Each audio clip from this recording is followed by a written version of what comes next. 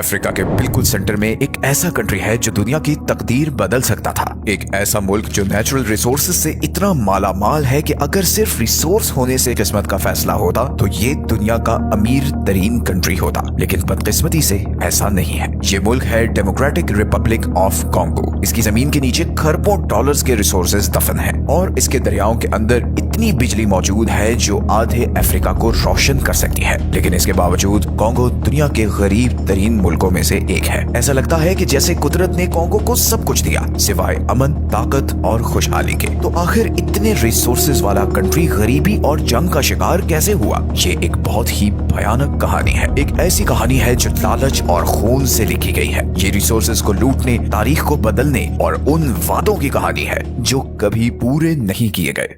अगर आप अफ्रीका का मैप देखें तो कॉन्गो बिल्कुल सेंटर में नजर आता है। ये बहुत बड़ा है, अफ्रीका का दूसरा सबसे बड़ा मुल्क जो 2 मिलियन स्क्वायर किलोमीटर से ज्यादा के एरिया पर फैला हुआ है। ये 9 कंट्रीज के साथ बॉर्डर शेयर करता है, जिसकी वजह से ये अफ्रीका के सबसे ज्यादा कनेक्टेड मुल्कों में से एक है। लेकिन इतनी सेंट्रल लोकेशन के बावजूद कॉन्गो के पास समुद्र तक सिर्फ एक छोटा सा रास्ता है। ये जमीन की एक पतली सी पट्टी जो इसे अटलांटिक ओशन तक लिमिटेड एक्सेस देती है। जियोग्राफिकली कॉन्गो के अंदर एक अलग ही दुनिया है। इसके अंदर कुदरत का एक अजीम खजाना है, कॉन्गो रिवर बेसिन। ये इतना बड़ा रेन फॉरेस्ट है कि दुनिया की तकरीबन 10% ऑक्सीजन ये पैदा करता है। कॉन्गो रिवर दुनिया का सबसे गहरा दरिया है। यहाँ इतना पानी है कि यहाँ पर पैदा होने वाली बिजली आधे अफ्रीका को रोशन कर सकती है। फिर यहाँ पर मिनरल्स भी हैं। यहाँ कोबाल्ट है जो ज्यादातर इलेक्ट्रिक कार की बैटरीज में यूज होता है और कॉन्गो दुनिया की 70 से 75% कोबाल्ट सप्लाई कंट्रोल करता है। यहाँ कॉपर है जो तारों, मोटर्स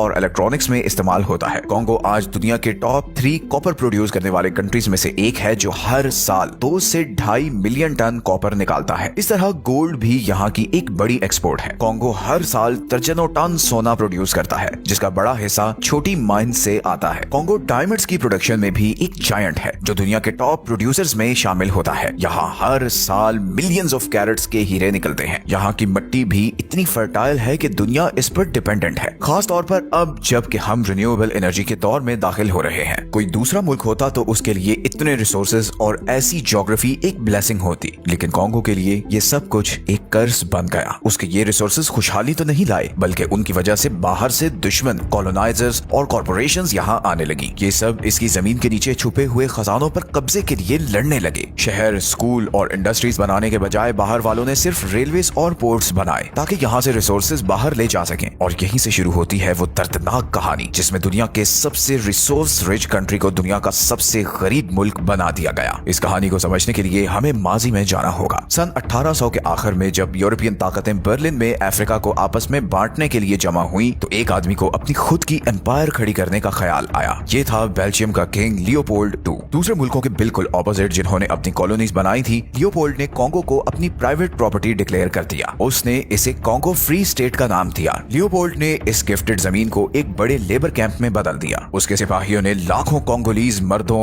औरतों और यहाँ तक के बच्चों को जंगलों से रबड़ और हाथी के दांत जमा करने पर मजबूर कर दिया। जो लोग थोड़ा भी रेजिस्ट करते उन्हें नाकाबिले तसव्वुर जुल्म का सामना करना पड़ता। गांव जला दिए गए, खानदान बिखेर दिए गए और कोटा पूरा ना करने की सजा में लोगों के जिस्म काट दिए जाते। हिस्टोरियंस का अंदाजा है कि इस जालिमाना दौर में शायद 50 लाख से 1 करोड़ कोंगोलीज को मार दिया गया। ये टाइम अफ्रीका की कॉलोनियल हिस्ट्री के डार्केस्ट चैप्टर्स में से एक था। कॉन्गो से निकाली गई दौलत, रबर, हाथी के दांत और मिनरल्स की वजह से यूरोप में इंडस्ट्रियल बूम आया। ब्रसेल्स और लंदन की सड़कें कॉन्गो के जंगलों से आने वाले रबर से रोशन हुई। यूरोपियन शहजादे कोंगोलीज लेटेक्स से बने टायरों वाली गाड़ियों पर सवार होते थे। यूरोप अमीर हो रहा था, लेकिन दूसरी तरफ कॉन्गो को उसके लोगों, उसकी इज्जत और उसके फ्यूचर से महरूम किया जा रहा था। 1908 में जब पूरी दुनिया में शोर मचा तो किंग लियोपोल्ड को मजबूरन इस इलाके का कंट्रोल बेल्जियन गवर्नमेंट को देना पड़ा, जिसने इसका नाम बदलकर बेल्जियन कॉन्गो रख दिया। यहाँ पर जुल्म तो कम हुआ, लेकिन एक्सप्लॉयटेशन फिर भी जारी रही। बेल्जियम ने रेलवेज और पोर्ट्स बनाए, लेकिन कोंगोलीज आवाम के लिए नहीं। हर इंफ्रास्ट्रक्चर सिर्फ रॉ मटेरियल्स जैसे कि कॉपर, डायमंड्स और गोल्ड को मुल्क से बाहर यूरोपियन मार्केट्स तक ले जाने के लिए डिजाइन किया गया था। स्कूल बहुत कम थे, एजुकेशन लिमिटेड थी और सिर्फ चंद कोंगोलीज लोगों को ही एडमिनिस्ट्रेटिव जॉब्स की इजाजत थी। जब 1960 में बिलाखिर कोंगो आजाद हुआ तो लोगों ने जश्न मनाया, ये सोचते हुए कि आजादी शायद खुशहाली लाएगी। एक लम्हे के लिए ये सब होता भी नजर आ रहा था। नए प्राइम मिनिस्टर पैट्रिस लमुम्बा ने एक ऐसा कोंगो बनाने का वादा किया जो उसकी आवाम का हो, लेकिन ये ख्वाब ज्यादा देर नहीं चला। लमुम्बा की हकीकी आजादी की पुकार ने वेस्टर्न पावर्स को परेशान कर दिया। उन्हें डर था कि उनकी कोंगो के रिसोर्सेज की एक्सेस खत्म न हो जाए। एक साल के अंदर अंदर लमुम्बा को कुर्सी से उतार दिया गया और कत्ल कर दिया गया। इसके बाद दहाइयों तक एक केओस की कैफियत रही। कोंगो मोबुटू सेसे सेको के कंट्रोल में चला गया, जिसने मुल्क का नाम बदलकर जायर रख दिया और 30 साल से ज्यादा हुकूमत की। मोबुटू ने खुद को अफ्रीकन यूनिटी के सिंबल के तौर पर पेश किया, लेकिन उसकी हुकूमत करप्शन और वेस्टर्न सपोर्ट पर खड़ी थी। कोंगो की माइंस से अरबों डॉलर्स के रिसोर्सेज निकाले जा रहे थे और मोबुटू इस एक्सप्लॉयटेशन से अपने फॉरेन बैंक्स में अरबों डॉलर्स भर रहा था, जबकि आम कोंगोलीज जिंदा रहने के लिए 2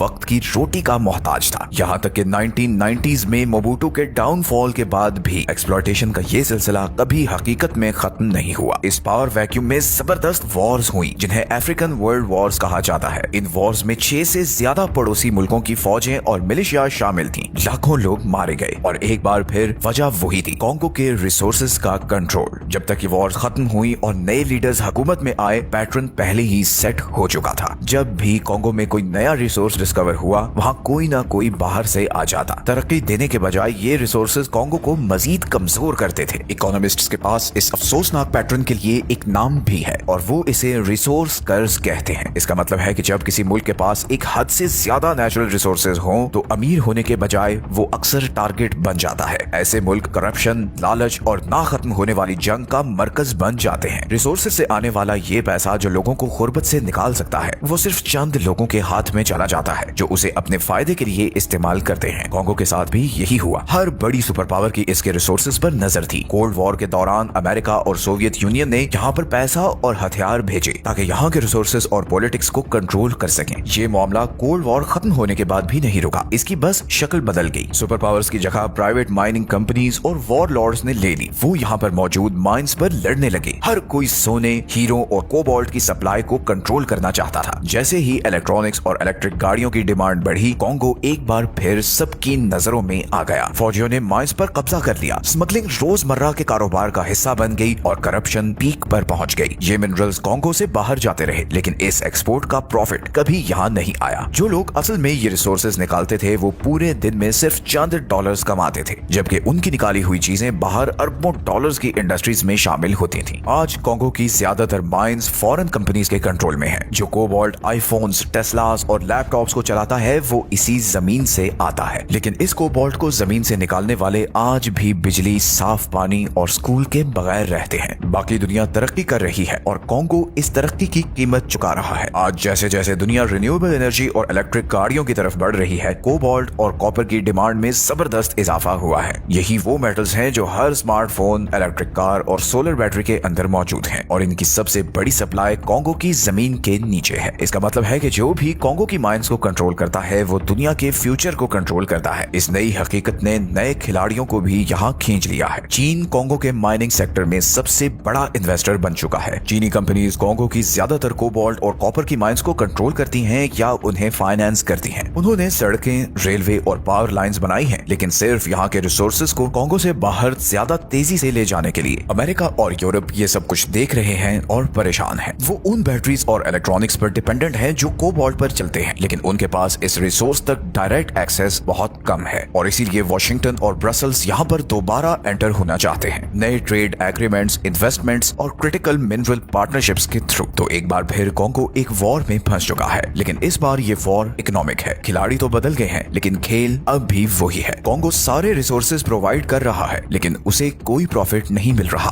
कोंगो की कहानी सिर्फ पेन की नहीं है, ये लॉस्ट पोटेंशियल की भी कहानी है। सदियों से बाहर वालों ने कोंगो के सिर्फ रिसोर्सेज को देखा है, उसके लोगों को नहीं देखा। उन गरीब मेहनती लोगों को नहीं देखा जो अपनी जान पर खेलकर ये रिसोर्सेज निकालते हैं, अपने बच्चों का पेट पालते हैं और बदले में उन्हें कुछ नहीं मिलता। ये लोग कोंगो का असल खजाना है। कोंगो के पास आज भी वो सब कुछ है जिससे वो अमीर बन सकता है। ये दरिया, ये फर्टाइल जमीन और ये मिनरल्स मिनरल्स, ये सब कुछ आज भी कॉन्गो की तकदीर बदल सकते हैं। लेकिन ऐसा होने के लिए इस साइकिल को टूटना होगा। कॉन्गो की कहानी अब कोई और नहीं बल्कि खुद कॉन्गो के लोगों को लिखनी चाहिए। कॉन्गो को दुनिया का अमीर तरीन मुल्क होना चाहिए था, फिर भी ये एक ऐसी सरजमीन बन गया जहाँ सब कुछ होने के बावजूद सिर्फ गरीबी और गम रह गया। लेकिन शायद अब वक्त आ गया है कि कॉन्गो को भी इंसाफ मिले। दुनिया ने इस जमीन से बहुत कुछ ले लिया है, कीमती हाथी के दांत, इसका रबर, इसका कॉपर, इसका कोबाल्ट और इसके लोगों का खून। क्या हो अगर सिर्फ एक बार दुनिया इसे कुछ वापस दे। अब से जब भी आप अपना फोन अनलॉक करें या अपनी कार चलाएं या अपनी बैटरी चार्ज करें तो याद रखें कि कॉन्गो का कोई एक टुकड़ा आपकी जिंदगी को चला रहा है। हो सकता है उसकी मिट्टी या फिर वहाँ के लोगों का खून पसीना। आखिर दुनिया कब तक एक ऐसी कौम से लेती रहेगी जिसने पहले ही अपना सब कुछ दे दिया है। कॉन्गो को दुनिया के रहम की जरूरत नहीं है, उसे इंसाफ की जरूरत है। और जिस दिन दुनिया को ये एहसास हो गया उस दिन फिर कॉन्गो को अमीर बनने से कोई नहीं रोक सकता। मिलते हैं जल्द ही एक और ऐसे टॉपिक की वीडियो के साथ। अपना ख्याल रखें। अल्लाह हाफिज।